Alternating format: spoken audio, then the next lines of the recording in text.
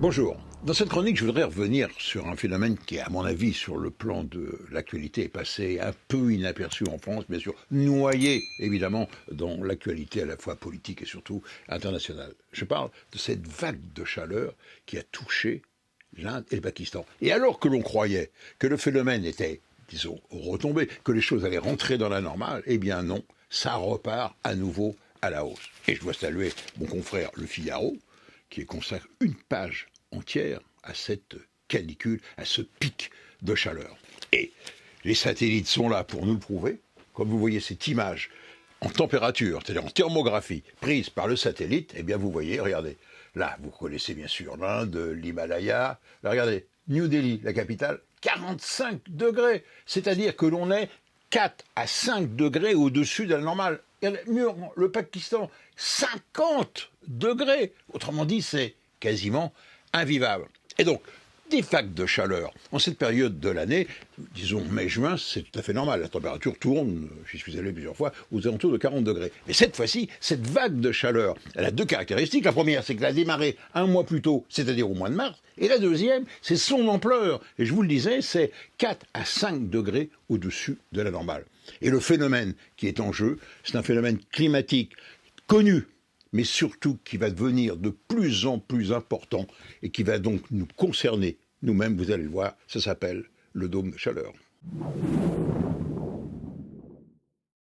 Un dôme de chaleur, comment ça marche? Donc vous savez que la seule source d'énergie la plus importante à la surface de notre planète, bon, outre, j'oserais dire, le feu intérieur, ça se refroidit, c'est la géothermie, ben c'est le soleil. Et comme la Terre tourne sur elle-même, c'est l'effet barbecue, comme l'axe de la Terre est incliné, il y a une répartition de l'énergie qui est différente de l'équateur au pôle. Et qui dit différence d'énergie, dit différence de température, et qui dit différence de température, dit différence de la masse d'air. Vous savez que plus l'air est chaud et léger, plus il s'élève. Et que plus l'air est froid, plus il est lourd, plus il est dense. Et donc, il y a des variations de pression atmosphérique, tout à fait normal. Alors, on définit une pression atmosphérique normale, il faut bien un repère. On prend, à référence, un niveau moyen de la mer, où là, on dit, eh bien, ça, c'est le niveau zéro de la pression atmosphérique. Tout ce qui est au-dessus, c'est les anticyclones, tout ce qui est en dessous, c'est les dépressions. C'est-à-dire que dans la pression atmosphérique, tantôt, on est au-dessus de la pression normale, que je vous rappelle, c'est 76 mm de mercure, c'est 1013 millibars, donc ça, c'est de pression normale. Au-dessus, c'est l'anticyclone, c'est une bosse, et en dessous, c'est en quelque sorte un trou, c'est une dépression. Et donc, l'air chaud, l'air va aller toujours de chaud vers le froid, et les masses d'air vont se déplacer en fonction des pressions, c'est-à-dire des zones de haute pression vers les zones de basse pression, en quelque sorte, pour rétablir un équilibre. Et ça, cette merveilleuse machine fonctionne très bien. Sauf que parfois, eh bien, elle s'emballe. Et elle s'emballe dans deux cas. Le premier cas, vous le connaissez, et là, c'est la débauche d'énergie, une espèce de soupape de sûreté énorme, c'est ce qu'on appelle les cyclones, et qui sont nécessaires à l'équilibre de la planète, malheureusement. Et puis de l'autre côté, d'excès de température, c'est ce qu'on appelle donc les dômes de chaleur. Alors, explication, en voici un. Donc, imaginons, nous sommes sur un continent, c'est l'été, on est en situation anticyclonique, il n'y a pas de nuages, le soleil darde ses rayons, et donc j'ai l'air chaud qui remonte, évidemment, il est plus léger. Sauf que, en altitude, j'ai un anticyclone très fort. Autrement dit, il va m'empêcher la zone de haute pression, l'air chaud de monter et de partir. Et donc cet air chaud va redescendre, et en redescendant, il se comprime, et en se comprimant, il s'échauffe. C'est-à-dire que je rajoute de la chaleur. Et en plus, comme à la base, l'air ne peut pas s'échapper, je suis en anticyclone, donc de l'air frais humide ne peut pas rentrer, ne peut pas refroidir la cocotte minute, il ne peut pas y avoir d'orage, il ne peut pas y avoir de pluie, et donc on a un système qui se met en quelque sorte à chauffer. On a un dôme, on a un couvercle. Alors ça peut durer 3, 4, 5 jours, mais quand ça dure près d'un mois, ça devient catastrophique. Donc voilà pour le dôme de chaleur. Alors ces dômes de chaleur, c'est connu, mais de plus en plus on les voit apparaître à la surface du globe. Pourquoi ? Parce qu'il y a un excédent d'énergie. Et pourquoi il y a un excédent d'énergie ? Parce que c'est ce qu'on appelle le réchauffement climatique. Et on a vu des phénomènes typiquement aberrants apparaître. Vous vous souvenez ?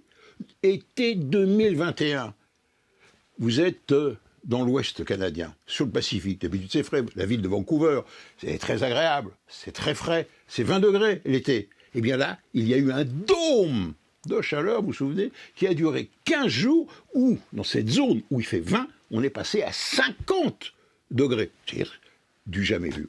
Et donc, ici, sur l'Inde et le Pakistan, on a eu un dôme, et on a encore un dôme de chaleur, donc qui aura duré tout de même près de 2 mois. Mais le phénomène a été amplifié par quelque chose de nouveau. Pourquoi?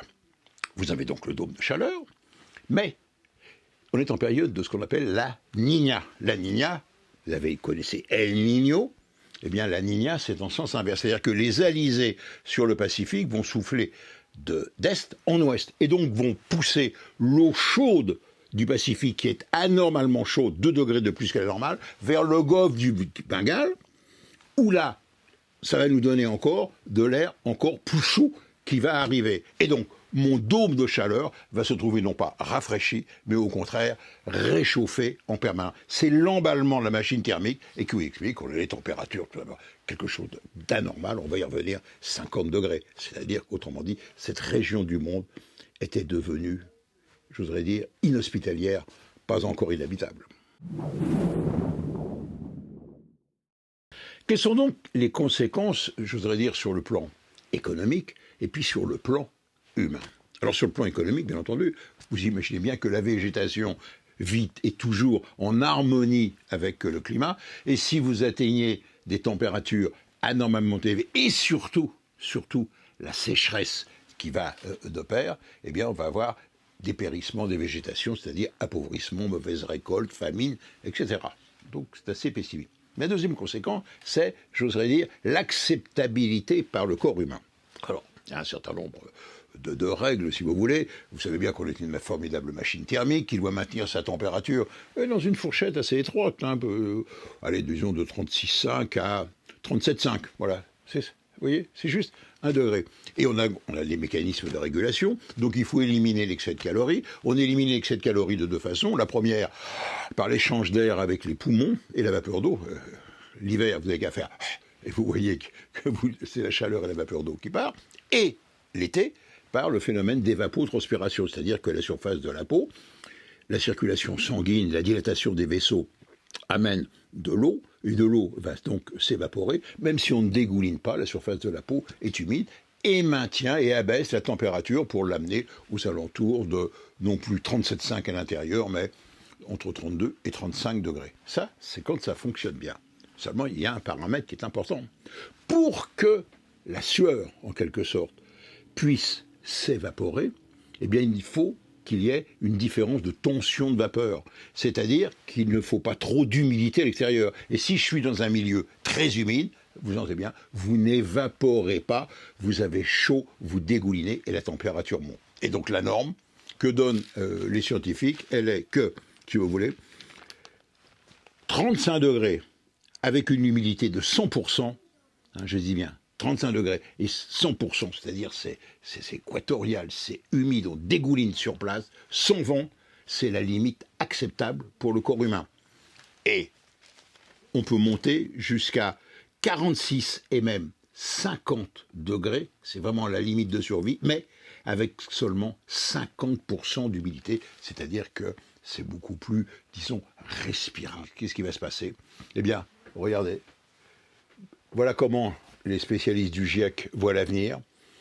Nombre de jours de conditions météorologiques qui va induire des surmortalités. Eh bien, regardez, voilà, vous voyez toutes ces zones ici, c'est l'Afrique du Sud, l'Afrique centrale, et puis le sud des États-Unis, surtout le continent africain, et même, vous voyez, l'Inde, le Pakistan,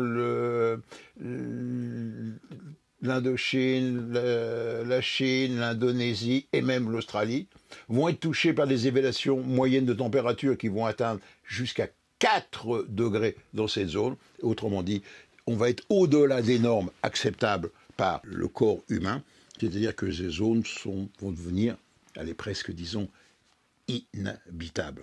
Et malheureusement, ce qui va rajouter là-dessus, c'est qu'on va être dans une période où il va y avoir pénurie d'eau. Et comment corriger ça? Ben, la seule façon, vous l'avez compris, c'est la climatisation. Mais qui dit climatisation dit électricité. Qui dit électricité dit énergie. Qui dit énergie dit hélas, combustibles fossiles. Autrement dit, on rajoute du CO2 qui va encore augmenter la température de la planète. On n'est pas sorti de l'auberge.